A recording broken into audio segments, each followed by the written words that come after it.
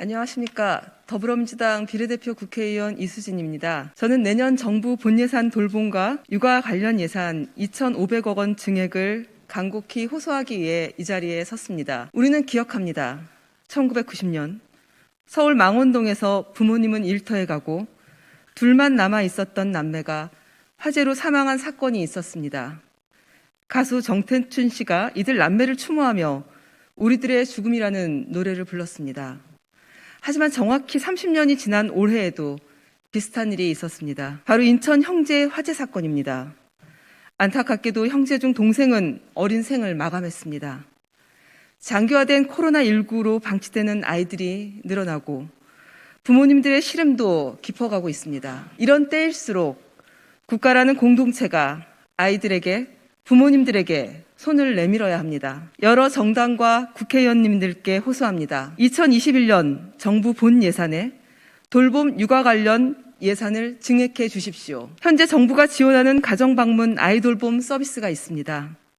올해에는 코로나19 사태로 정부가 예비비를 긴급하게 사용해 본 예산 계획보다 부모 부담금 비율을 줄였습니다. 하지만 내년 예산에 정부는 부모 부담금 비율을 다시 예년과 같은 수준으로 편성했습니다. 정부 지원을 확대해야 합니다. 그래서 부모님들이 부담 없이 국가의 공적 돌봄을 이용할 수 있도록 해야 합니다. 특히 한부모, 장애아동, 장애부모에 대한 돌봄은 국가가 전면 지원해야 합니다.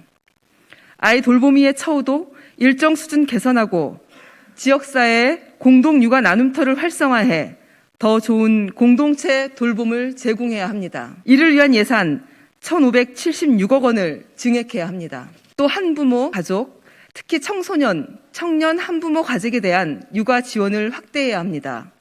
지난 10월 한부모 가족 지원법이 개정되었습니다.